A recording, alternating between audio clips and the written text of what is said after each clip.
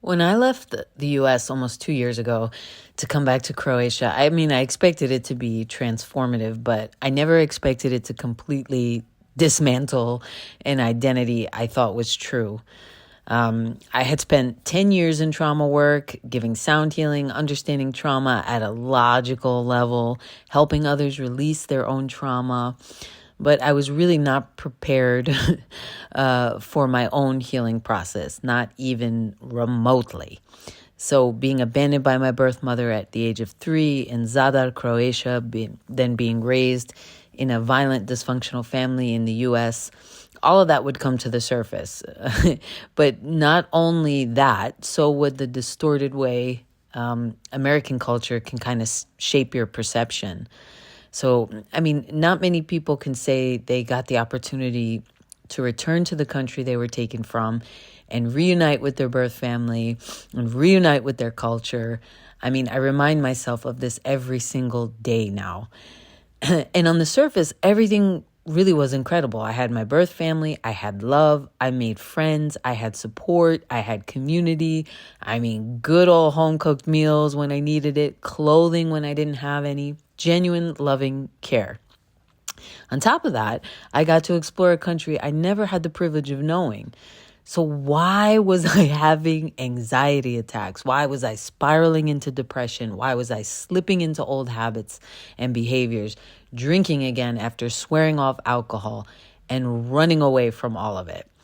My mind could not comprehend what my body was experiencing. Who would run away from genuine love, from genuine connection, from family, from friendships? My nervous system could no longer function, and I fell into the deepest hole of shame and helplessness I have ever experienced. I was becoming more and more frustrated with why I wasn't able to simply enjoy and be grateful. And I felt ashamed of myself. And it took a toll on the people around me who actually really cared about me the most. So at like the depths of that, I did the only thing I knew how to do. I ran away. What I realized was that in Croatian culture, it's very common to do simple things like check on your neighbor, ask if someone has eaten, to stop and have a cup of coffee for someone for 3 hours, to genuinely connect. American society teaches the opposite, almost the opposite: hyper independence, overworking, taking on more than you can chew, and people actually really reward you when you work 10 to 12 hours, take care of your family, have a thriving business. While in Croatia, they just ask you to pause, to rest, to enjoy the moment, to think about work later. They actually care about you and not your business. And I noticed I wasn't trusting any of that. Every moment of presence, I just turned into fear. Every intimate moment, I was somewhere else in my mind wondering, what's the next thing I have to do? You know, I put work before family and stability before connection. But the truth was, I actually had help. I just didn't know how to receive it.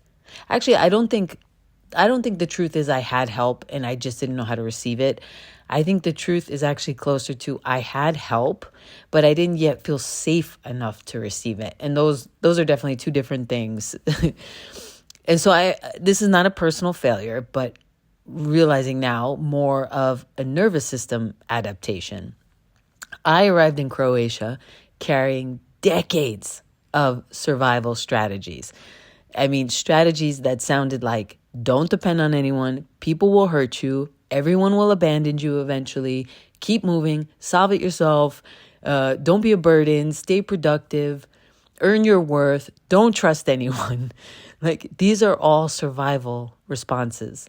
And many of them are deeply woven into American culture, but these are also deep-seated beliefs of trauma survivors.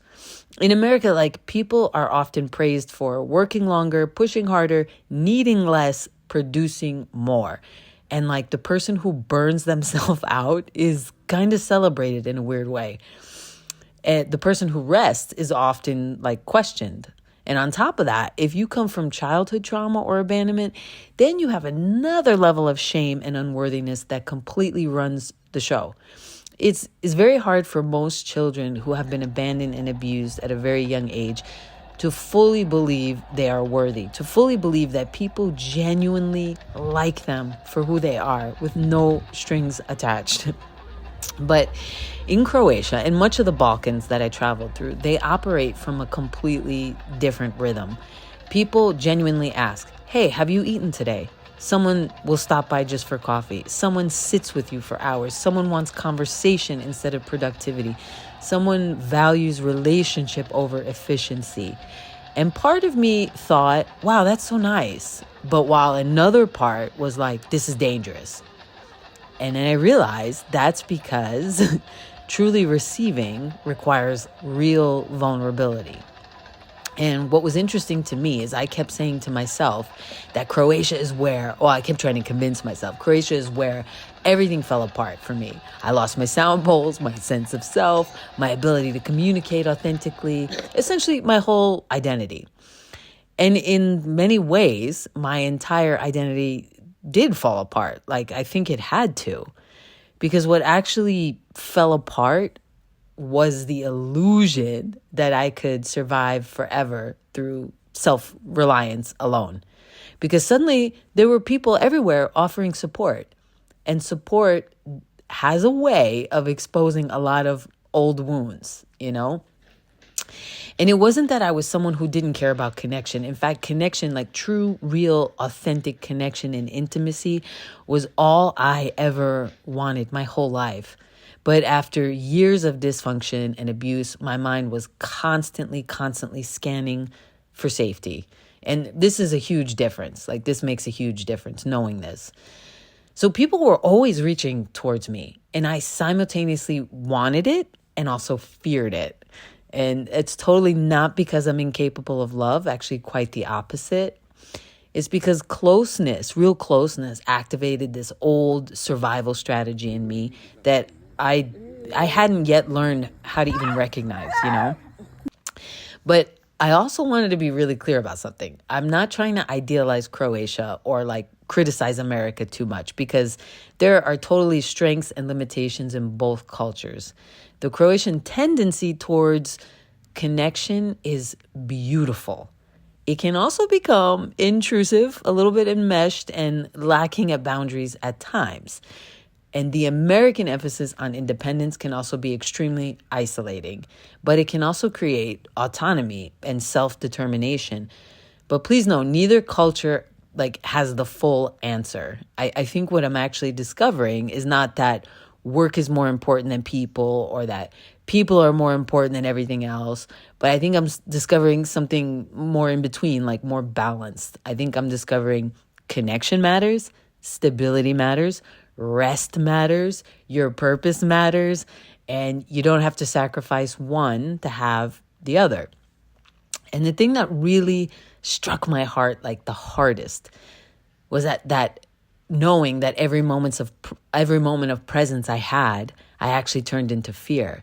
And this was such like a profound, hard realization for me, because it told me that the problem wasn't the moment or the connection.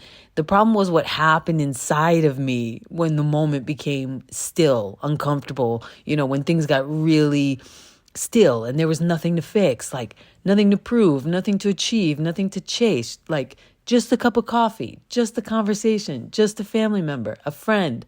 Those were the moments when suddenly all the feelings underneath the anxiety became really, really visible. And I think I am slowly learning something that actually neither of my mothers were capable of teaching me. And I think that's how to really rest in connection without immediately preparing for loss, without immediately trying to sabotage it. And really, when I look at myself over the last couple of weeks, I'm finally starting to see something truly beautiful. I'm really starting to see a woman who's now actually learning how to receive. And for someone like me, who's been in survival mode, her whole life has been shaped by survival, I actually think this is one of the bravest things I've ever done.